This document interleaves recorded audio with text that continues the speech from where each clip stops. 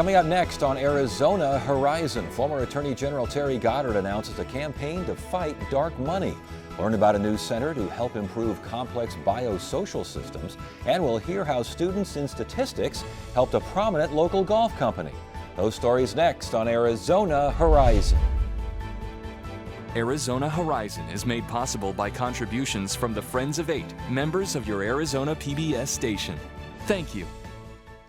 Good evening and welcome to Arizona Horizon. I'm Ted Simons. Former State Attorney General Terry Goddard today announced a plan to take on dark money with an effort called Vox Populi Association. Here to tell us about VPA is Terry Goddard. Good to see you again. Thanks for joining us. Pleasure to be here. What is is it Vox Populi Association or Vox Populi Arizona?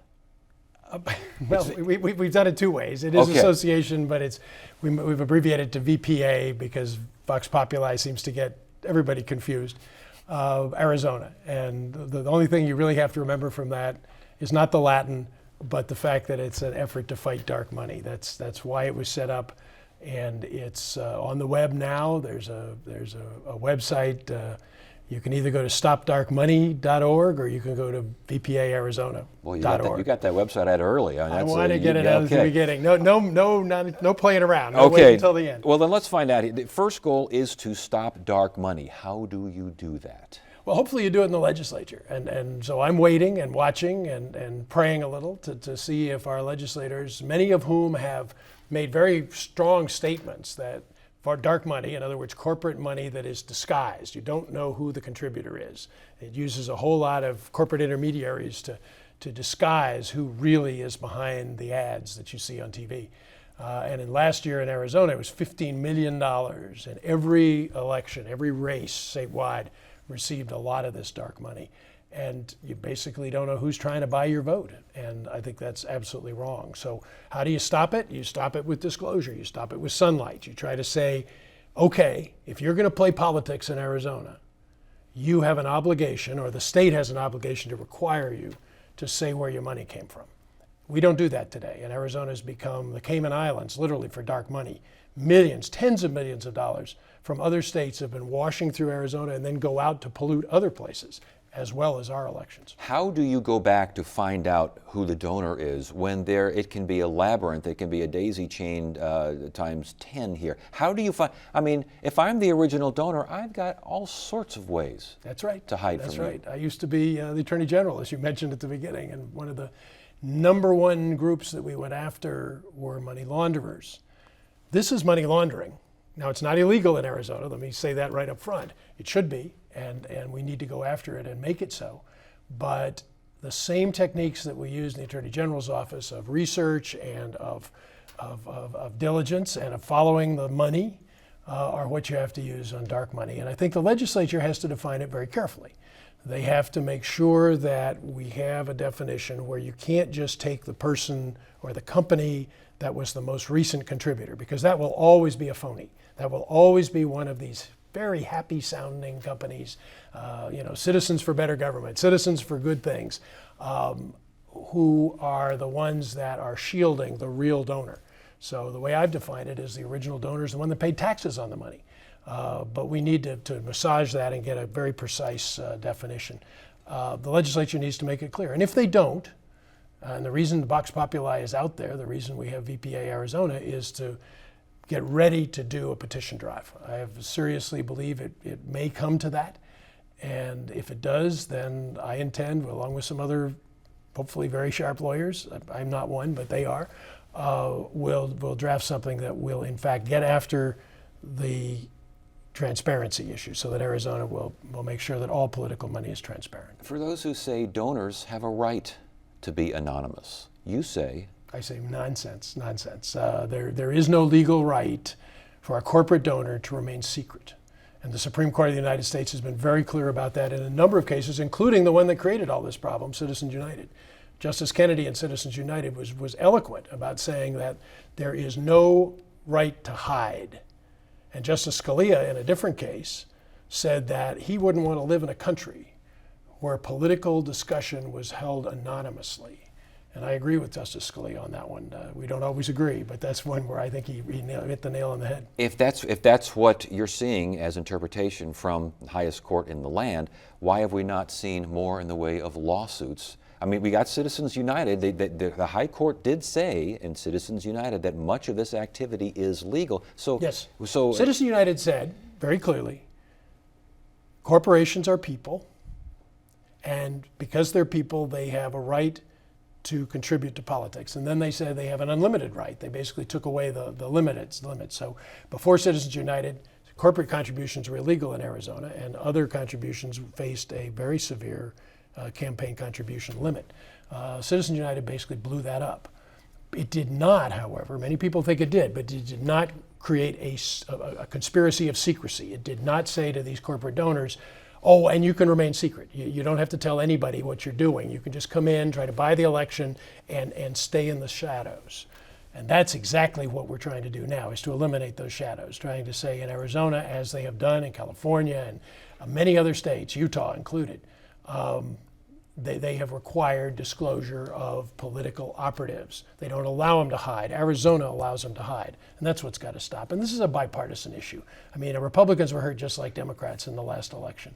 And I believe we can get a bipartisan consensus rolling here that dark money has to be terminated in Arizona. now this group is a 501c4, correct? It is, yes. It's a public welfare, and the irony of that, of course, is that most of the people we're fighting against are 501c4s. Exactly, yes. So are you going the to... fact that you're a C4 doesn't mean you're bad. If you're a C4 that was set up entirely to disguise who the real contributors are, then that's a different proposal.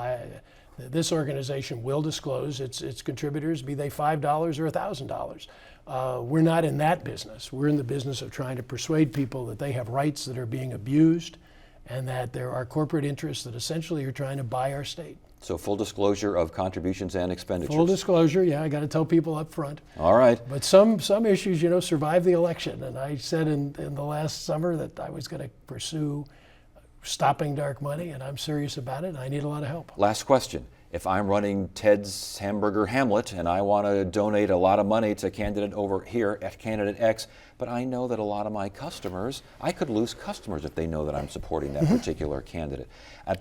What protects Ted's Hamburger Hamlet? You as like myself and any other citizen have a right to speak up in the political dialogue.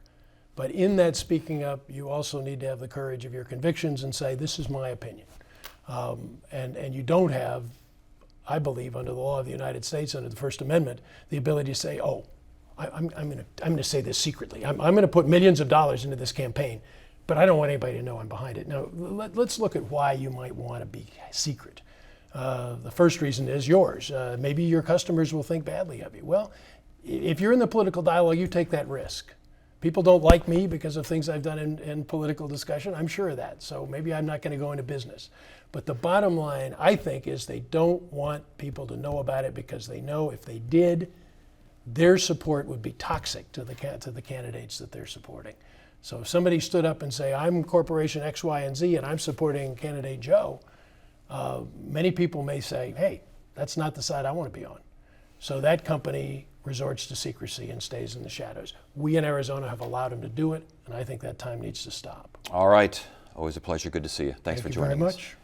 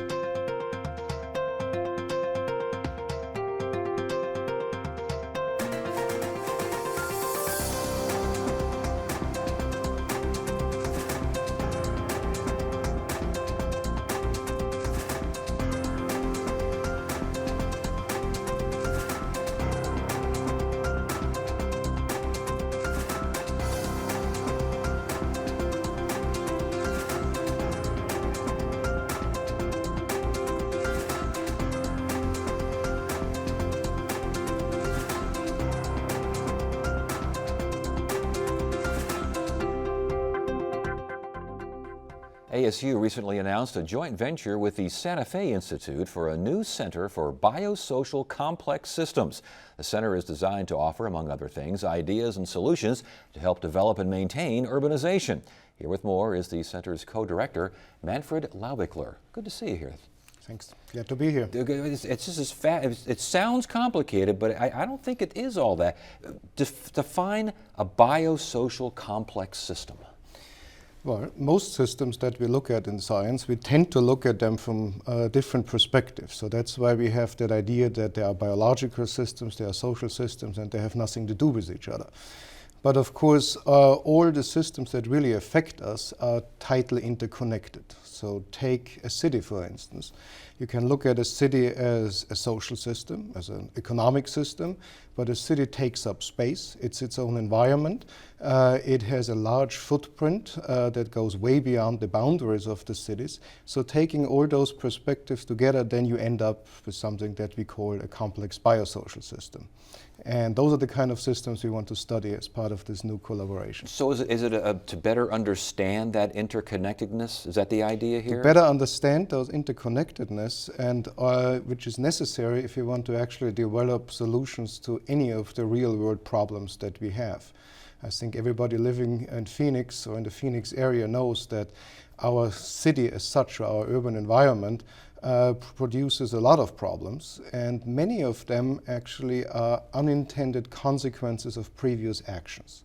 And that's what we will focus on. There was, I noticed in reading up on this, that there was an example in Europe regarding saving water. I think it was in Germany, saving water, and all of a sudden they saved so much water it started flooding in Berlin. Yeah, that's a very ironic story, isn't it? So we have all the best intentions to protect our resources. So saving water becomes, of course, a very good thing to do. So with German efficiency, they did it. So toilets use less water. People are very conscious about it.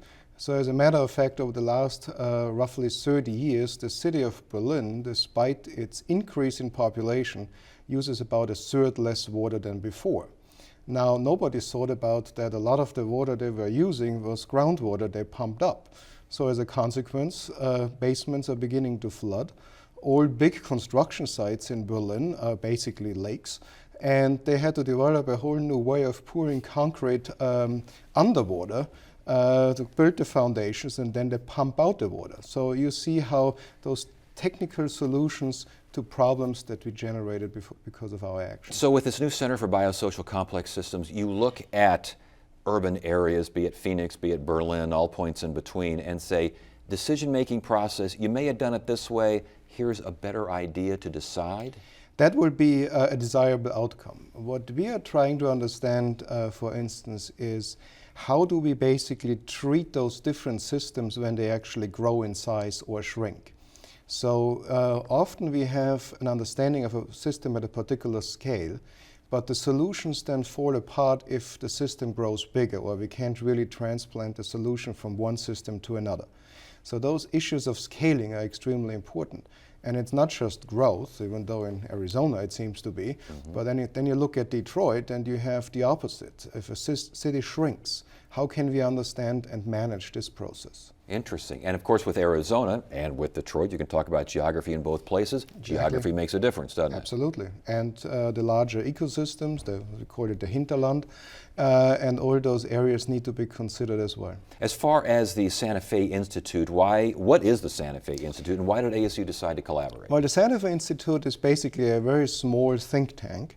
At the launch ceremony 10 days ago, Michael Crow referred to it as the intellectual descendant of Plato's Academy, and that pretty much gives you an idea. It's a small place, a small resident faculty and postdocs, a rather large external faculty of about 130 professors, including 5 from ASU, and it has been at the forefront of studying complex systems and developing the theoretical foundations for that.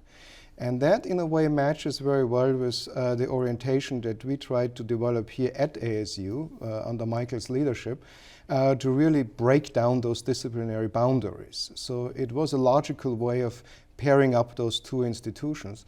and to do it in a way that creates a lot of synergies. And that's what we are trying to do with this collaboration. And so again, real quickly before you go here, something like disease pets, healthcare delivery when a disease hits in an urban environment. Those are the themes, yes.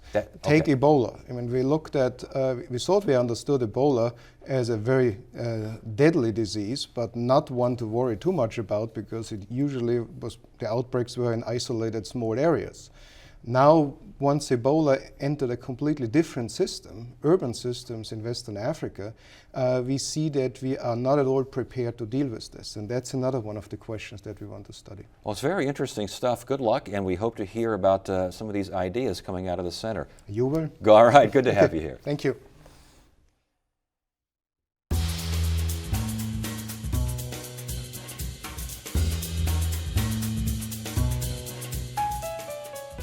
Tonight's edition of Arizona Art Beat contains an air of mystery. Producer Shauna Fisher and photographer Gabe Rodriguez take us to the Phoenix Art Museum for an exhibit that asks you to play detective and solve a century-old whodunit, or in this case, who painted it. As a curator for the Phoenix Art Museum, it's Jerry Smith's job to know the background of every artist and painting under his care. But in the case of the Unidentified Artists exhibit, that's not the case. They are works from the collection that we don't know who made them. About 25 paintings were brought up from the museum's basement. Some were donated to the museum and others were purchased. Smith and his team have tried to identify who created the works of art, but it's not that easy. All they know is they were all painted in Europe between the 14th and 20th centuries. One of the things we do in trying to identify who made these works, if we can at all, is connoisseurship, certainly, and that's just from looking at a lot of works of art and people who are specialists in certain areas where we ask questions, we send images out sometimes to multiple experts in the field and get their opinions on things. And we just try to narrow it down. Oftentimes we might not be able to nail the exact artist, but we get it to within a region or a follower of a certain artist. Even though we don't know who the artists are, Smith says we can still appreciate the craftsmanship.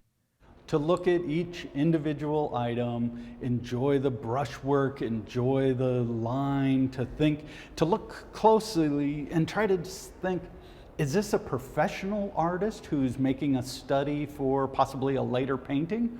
Or is this possibly a student work? It was Smith's assistant, Chelsea Ellsworth, who came up with the idea for the exhibit. She also thought it would be fun to allow visitors to take photos of the artwork and post them on social media as another way to help crack the centuries-old mysteries.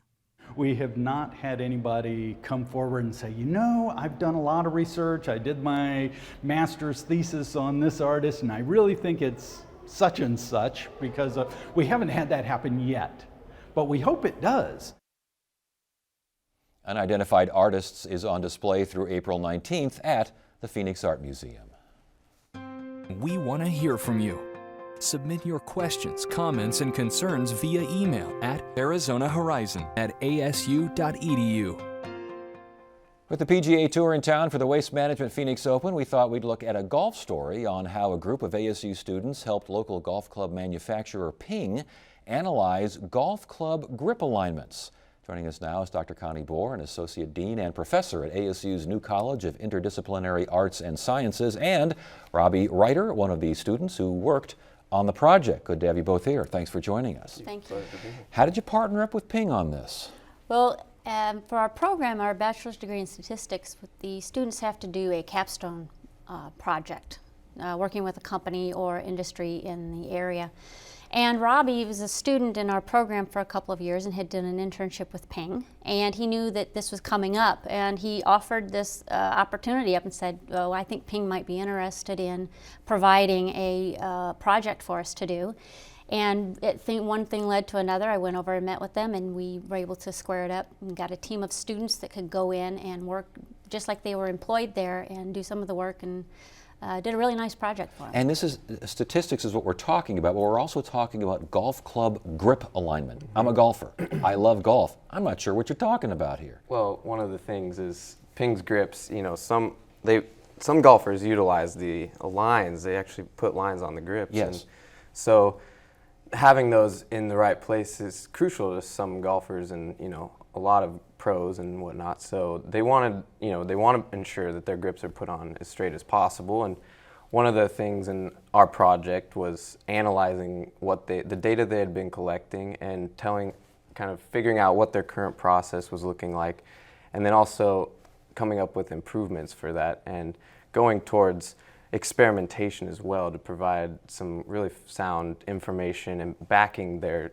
decisions moving forward. So it wasn't just basically a hit it up, change it, hit it up, change it. You had a lot of statistical analysis going on here. Oh yeah, a ton. So, and it encompassed, it was great because we were able to utilize all the tools that we had learned at the West Campus in our new program, and it's just huge to show the impact that we can have as undergraduate students in this sort of project, utilizing these tools in a practical sense, and I think that's a big part of what we're trying to go for here. Absolutely. And it was a semester-long project, correct? Absolutely, So yes. to take us through the certain steps here, what you saw that needed to be done and how the students responded. Well, one of the first things that has to happen is when we get this project, so we're going to work with an enterprise in the community, is we got to outline, okay, we got to get a project that these students can accomplish in a semester's time, give them about 12 weeks, something that they can work on. And so we have to outline that. But what really is nice is that we have a group of students, there are 4 students, that's 4 students on a team, and really it's up to them that they go in and they have to help identify with people at Ping. We all had a point of contact at Ping that they worked with the entire time, which is vitally important in these types of projects to be successful for students. But what happened was there were several different things that Ping thought, well, we could work on this, we could do this, we could do this. One of the things the students had to do, their first assignment for me was scope out the project and say, what is exactly you're going to work on? And that's easier said than done. It's very rare that you don't have that your scope is not big enough. It's usually they have so many things they want to work on and you never get to accomplish them. So the students, one of the first things they had to learn to do was, how do I decide what am I going to work on that I can finish in 12 weeks?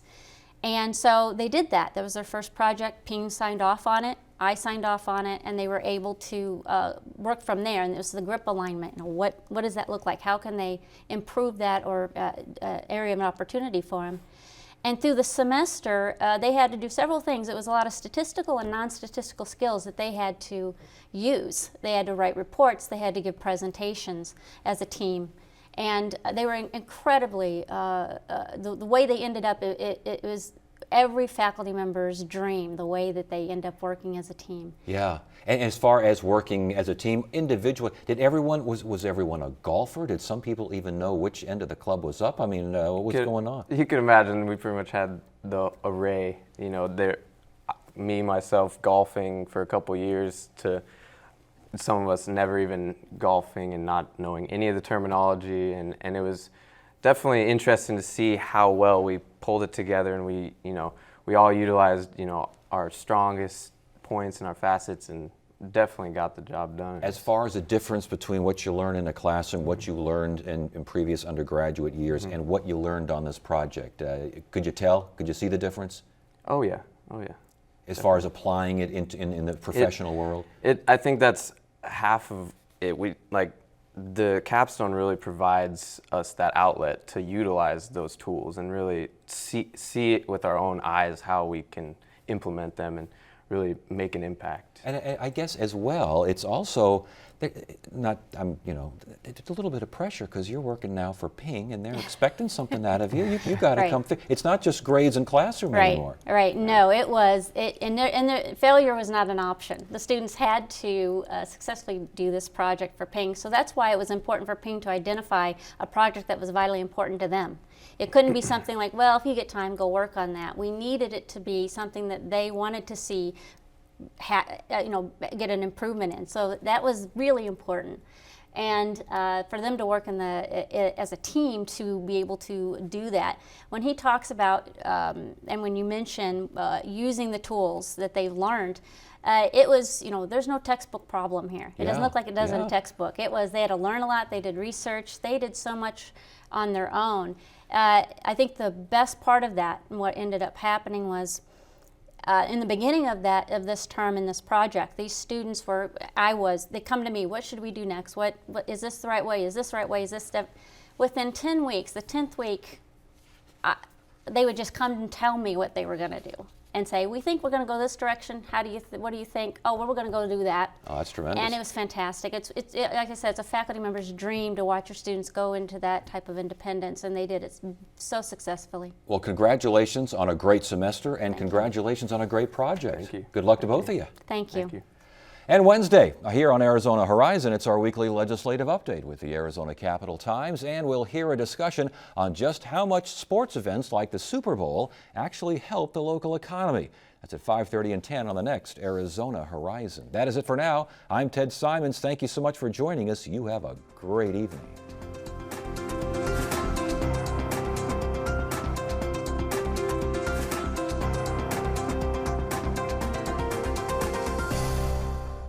Arizona Horizon is made possible by contributions from the Friends of 8, members of your Arizona PBS station. Thank you.